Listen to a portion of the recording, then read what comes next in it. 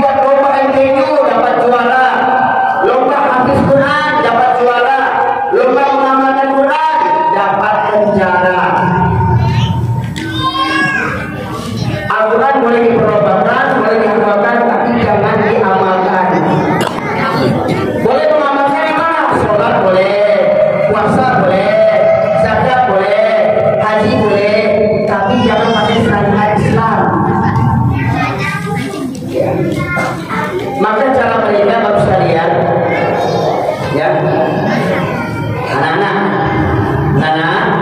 halo, anak saudara, anak saudara, anak saudaranya, anak saudara, anak soleh, masih lapar, masih lapar, dahulunya belum, nah, masih ada isi kotaknya belum, ya, nah, ya. Baik, pernah dengar negeri Spanyol nggak? Negara Spanyol, tahu negara Spanyol nggak? Ada apa di situ? Bola. Anak-anak tahu Spanyol itu negeri yang mencetak sepak bola. Banyak pemain sepak bolanya pernah juara, tahu? Tapi tahu nggak Spanyol itu dulu negerinya bagaimana? Spanyol itu dulu penduduk negerinya mayoritas Muslim. Selama 800 tahun Islam berjaya di Eropa, khususnya di Spanyol yang bernama Andalusia. Ibu kotanya Cordoba. Islam pernah berjaya selama 800 tahun, namun akhirnya Islam habis sehabis-habisnya di negeri, dibantai umat Islam. Orang Islam diusir dari negerinya, dibantai seperti mana yang terjadi di Palestina hari ini. Jadi kata Allah dalam surat Al-Baqarah 217, وَلَا يَزَالُونَ يُقَاتِلُونَكُمْ حَتَّى يَرُدُّوكُمْ عَنْ دِينِكُمْ إِنِ اسْتَطَاعُوا. Mereka tidak pernah berhenti memerangi kamu sampai kamu murtad dari agamamu. Pak, Ibu, orang kafir tidak pernah berhenti memerangi kita sampai kita murtad dari agama kita.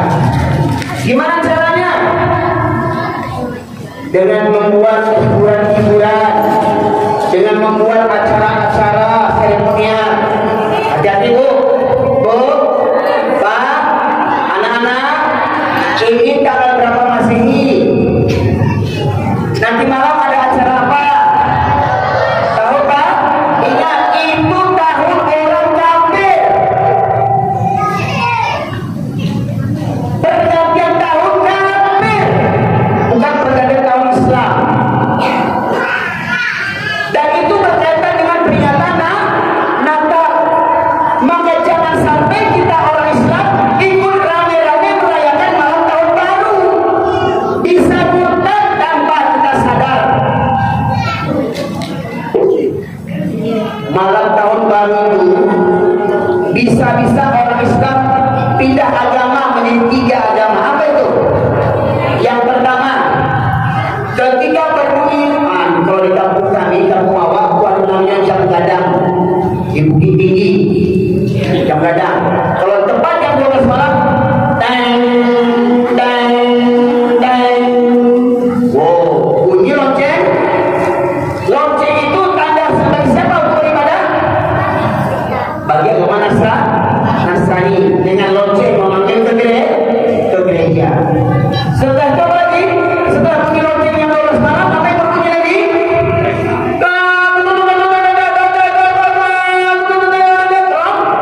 Trompet. Itu cara orang apa memanggil ke ibadah? Cara orang Yahudi. Cara orang Yahudi. Hati-hati yang buat trompet, yang jual trompet, yang beli trompet, yang niup trompet karena malam tahun baru bisa murtad tanpa sadar. Itu budaya Yahudi. Kalau mau jualan yang lain, dasar jualan yang trompet-trompet itu budaya orang Yahudi. Yang ketiga apa lagi? Setelah trompet berbunyi, apa yang ada?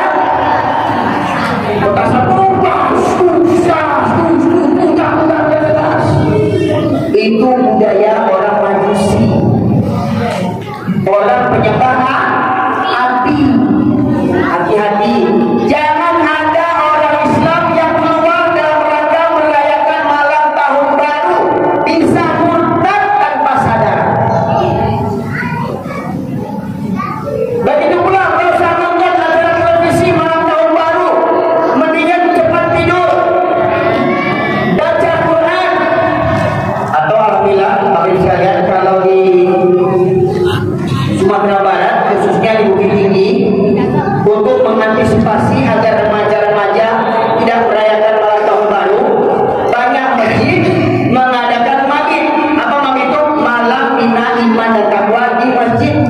Ini pengajiannya Pak, sejak ba'da isya itu tapi agar nanti habis dari kabar nobar, nonton bareng. Tapi bukan nonton bola ya. Nonton bareng itu seperti nonton film Al-Fatih, nonton film Salahuddin Al-Ayyubi, nonton film Bilal bin Rabah animasinya, atau film Islam yang lainnya. Ya, apa dapat orang awam Pak? Bukan ini ada film dia Hamka di bioskop sekarang ini. Aku dapat yang orang nonton dia Hamka, saya bakal dia Hamka. Ya, coba nostalgia bercerita bola. Nah, dia Hamka. Habis nobar, nanti tengah malam sholat tahajud. Habis sholat tahajud, muhasabah, zikir doa bersama. Habis muhasabah, nanti persiapan sholat subuh berjamaah. Habis subuh berjamaah, tabligh akbar. Habis tabligh akbar, sarapan pagi. Habis sarapan pagi, olahraga. Nah, itu kegiatan banyak di masjid di Bukit Tinggi, di Kabupaten Agam sudah mulai malam tahun baru itu diadakan. Itu apa? Untuk antisipasi agar kaum muslimin tidak disibukkan, tidak tergoda dengan acara-acara hiburan malam tahun baru Masehi. Ya, jadi berbagai macam cara orang kafir untuk memutangkan kita. Dan ingat, kenapa orang Minang ingat ada beberapa suku di negeri ini yang menjadi sasaran untuk pemurtadan. Yang pertama orang Aceh yang kuat agamanya. Yang kedua orang Minang Sumatera Barat. Yang ketiga orang Sunda Jawa Barat. Ini orang-orang yang kuat memegang agamanya. Dan ini merupakan sasaran untuk dimurtadkan. Ya. Makanya lihat Bapak sekalian, pernah lihat tak acara sholawatan di gereja? Ibu-ibu pakai jilbab datang ke gereja. Pernah lihat tak? Tuh. Ya. Toleransi itu bukan begitu. Orang Natalan kita sholawatan ke gereja, bukan begitu. Lakum dinukum waliya. Bagimu agamamu, bagiku agamaku. Kalau kami mau Natalan, silahkan Natalan, jangan ajak-ajak kami. Ya, kalau kami mengucapkan selamat Lebaran, terima kasih, tapi jangan harap kami mengucapkan selamat Natal. Kalau kita mengucapkan selamat Natal, berarti kita mengucapkan selamat atas lahirnya anak Tuhan. Kalau kita mengucapkan selamat Natal dan kita mengucapkan selamat atas lahirnya anak Tuhan, emang Tuhan punya anak? Kalau Tuhan punya anak, maknya siapa? Kalau maknya ada, kakek neneknya siapa? Kalau kakek neneknya ada siapa? Buyutnya siapa? Enggak bisa. Maka cara orang kafir memurtadkan kita bagaimana? Dengan acara tontonan. Hari ini anak-anak siapa idolanya? Binatang Korea. Ya. Bahkan ibu-ibu nih kalau mau selfie saranio, apa saranio?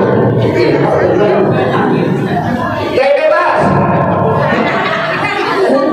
Udah emak-emak, udah nenek mati. Ya, selfie gaya orang kafir, gaya orang Korea. Gaya bebas. Nggak mati. Berpesta bola ala orang kafir. Bu, tahu? Orang Islam boleh sholat tak? Kalau sakit boleh tinggal sholat tak? Dia sakit gimana mau sholat? Gak bisa wudhu kena air? Tayamum. Sudah tayamum, mau sholat berdiri, mau tumbang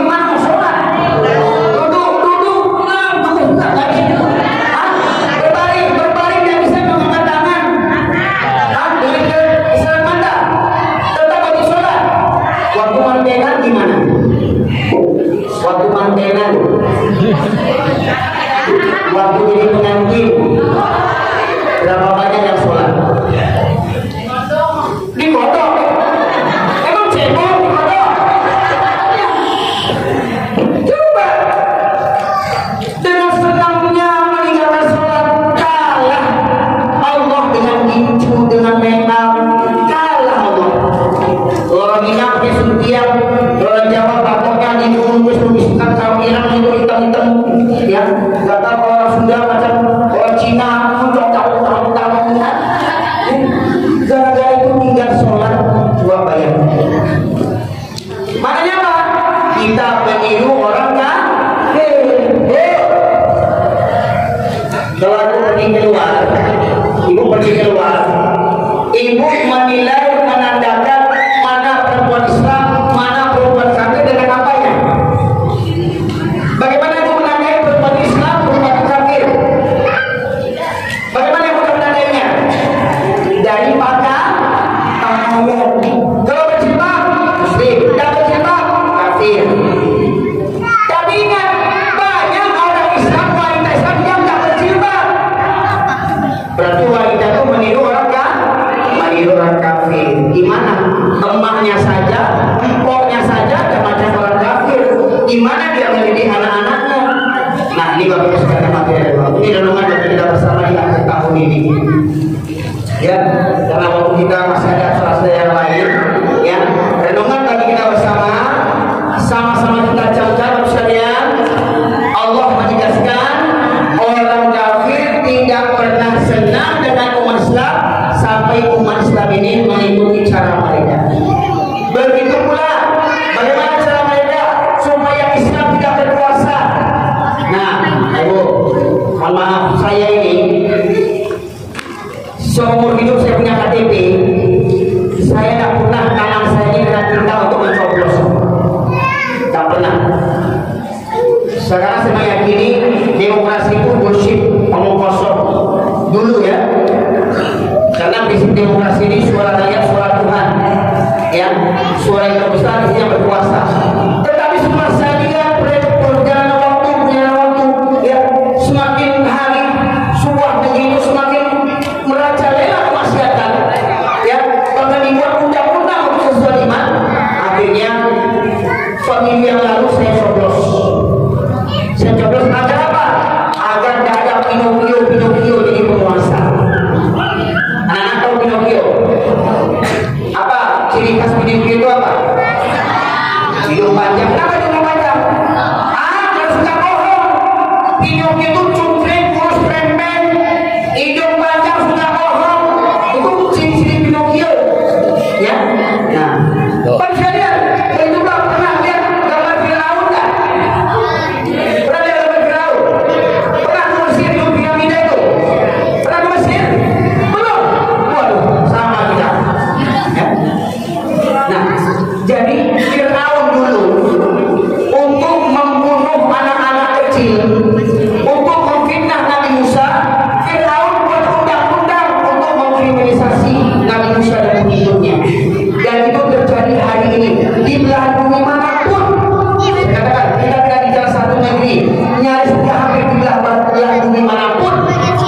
Banyak manusia buat undang-undang apa? Untuk menghancurkan agama Islam. Maka pemilu kepatang saya coblos, pemilu kepatang pemilu kemarin saya coblos. Ternyata sekali coblos 3 kali 3 kira-kira.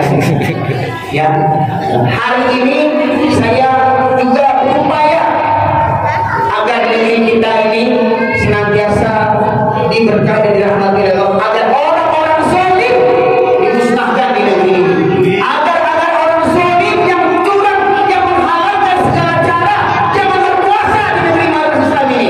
Maka caranya kita pilih pemimpin yang taat beragama, tapi jangan dari orang-orang Islam, jangan pilih di luar orang Islam. Kalaupun ada orang Islam, ada partai Islam, partai hijau,